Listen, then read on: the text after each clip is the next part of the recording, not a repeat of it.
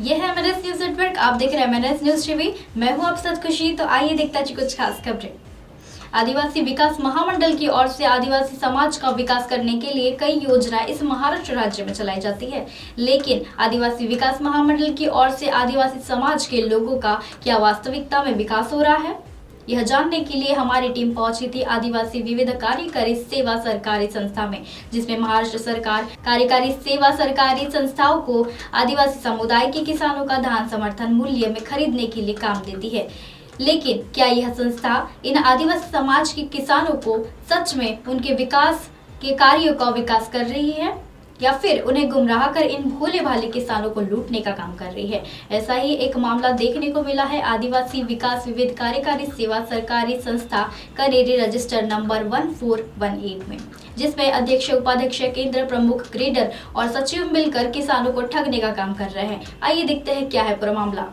आदिवासी विकास महामंडल की ओर से आदिवासी समाज का विकास करने के लिए कई योजनाएं इस महाराष्ट्र राज्य में चलाई जाती है, लेकिन आदिवासी विकास महामंडल की ओर से आदिवासी समाज के लोगों का क्या वास्तविकता में विकास हो रहा है, यह जानने के लिए हमारी टीम पहुंची थी आदिवासी विविध कार्यकारी सेवा सरकारी संस्था में, जिसमें महाराष्ट्र सरकार आदिवासी विकास महामंडल की ओर से इन आदिवासी विविध कार्यकारी सेवा सरकारी संस्थाओं को आदिवासी समुदाय के किसानों का धान समर्थन मूल्य में खरीदने के लिए काम देती है। लेकिन क्या यह संस्था इन आदिवासी समाज के किसानों का सच में उनके विकास के कार्य में विकसित कर रही है या फिर उन्हें गुमराह कर इन भोले भाले किसानों को लूटने का काम कर रही है? ऐसा ही एक मामला देखने को मिला है आदिवासी विकास विविध कार्यकारी सेवा सरकारी संस्था का रजिस्टर नंबर 1418 में, जिसमें अध्यक्ष उपाध्यक्ष केंद्र प्रमुख ग्रेडर और सचिव मिलकर किसानों को ठगने का काम कर रहे हैं। संस्था अध्यक्ष रामेश्वर कुरसुंगे और संस्था उपाध्यक्ष ईश्वर कोरे, सचिव उमेश कुरसुंगे, उपाध्यक्ष केंद्र प्रमुख दुधेश्वर भेड़ाकर, ग्रेडर यादव राव इन्हें आदिवासी समुदाय के लोगों को लगभग लूट कर खसूट करने का ही काम जमकर शुरू कर दिया है। आदिवासी विविध कार्यकारी सेवा सरकारी संस्था कनेरी में लगभग 1000 किसानों का ऑनलाइन रजिस्ट्रेशन किया गया, जिसमें 31 जनवरी 2023 तक केवल 790 किसानों का धान समर्थन मूल्य में लिया गया, जिसमें संस्था में 26,319.60 क्विंटल धान खरीदा गया, जिसमें लगभग 6,529.54 क्विंटल धान मिलिंग के लिए मिलर्स डीओ दिया गया अब तक। लेकिन यह संस्था भी इन भोले भाले किसानों को लूटने का ही काम कर रही है। संस्था के किसानों के से लिए गए धान के कट्टों का जब वापस गिना गया तो वह भी यही नजारा देखने को मिला। 40 किलो 600 ग्राम वजन किसानों से लेना होता है, लेकिन यह संस्था भी उन्हें संस्थाओं की तरह से किसानों को लूट रही है। लगभग 41 किलो 900 ग्राम वजन के आसपास ही किसानों से संस्था ये धान लिया जाता है।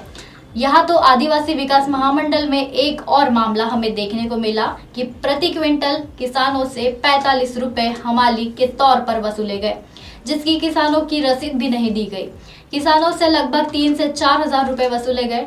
अगर किसान के पास पैसे नहीं है तो ऐसी स्थिति में किसान से अतिरिक्त इतने पैसे का धान संस्था से खरीदना, लगभग किसान से हक को मारना, यह संस्था और संस्था संचालक मालामाल हो रहे हैं। इसी संस्था का एक और सब सेंटर चिखली के गांव में मौजूद है, जहां केंद्र प्रमुख FH चचाने के ग्रेडर SS खोटाले के यह दोनों मिलकर किसानों को लूटने का काम कर रहे हैं। लगभग अब तक 21,835.40 क्विंटल किसानों का धान खरीद चुकी है। यहाँ की स्थिति भी किसानों की केवल लूटने वाली है।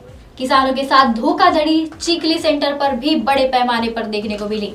यहाँ FH चचाने और SD खोटेले मिलकर किसानों को धान की हेराफेरी कर चूना लगा रहे हैं। यह आदिवासी विकास विविध कार्यकारी सेवा सरकारी संस्था कनेरी रजिस्टर नंबर 1418 इसी संस्था का सब सेंटर है। लगभग यहाँ 974 किसान के ऑनलाइन खरीदी रजिस्ट्रेशन किया गया, जिसमें 683 किसान का धान सेंटर पर समर्थन मूल्य में खरीदा गया।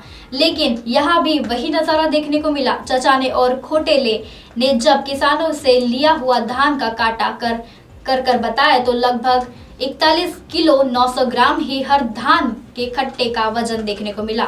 मानो किसानों को यह चाकू लेकर बैठो चोरों की तरह से किसानों की जेब काटने वाले जेब कतारे रहे। इन किसानों को समर्थन मूल्य में धान बेचने वाले लगभग लागत कीमत थोड़ा बहुत ही मुनाफा हो पाता है और इसी वजह से किसान खुले मार्केट में अपनी फसल ना बेचते हुए इन धान समर्थन मूल्य की दुकान पर इन्हें दुकान की ही जाएगा। आखिर यह किसान की व्यापारिक दृष्टिकोण से ही फायदा और नुकसान दिखा जाता है। हम कितना कमाएंगे यही देखते हैं।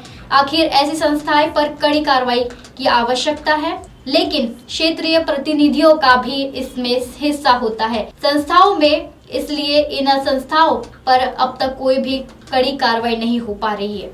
किसानों के समर्थन मूल्य को लेकर सरकार गंभीर तो है, लेकिन सरकारी यंत्रणा केवल किसानों के समर्थन मूल्य की योजना को अपने घर के भरने की योजना बना रही है। इस पूरे मामले में भ्रष्टाचार इस कदर फैला है कि यहाँ अब नासुर बन रहा है। ऐसी खबरें फिर लेकर आएंगे इसी समय इसी जगह, तब तक के लिए देखते रहिए MNS न्यूज नेटवर्क। नमस्कार।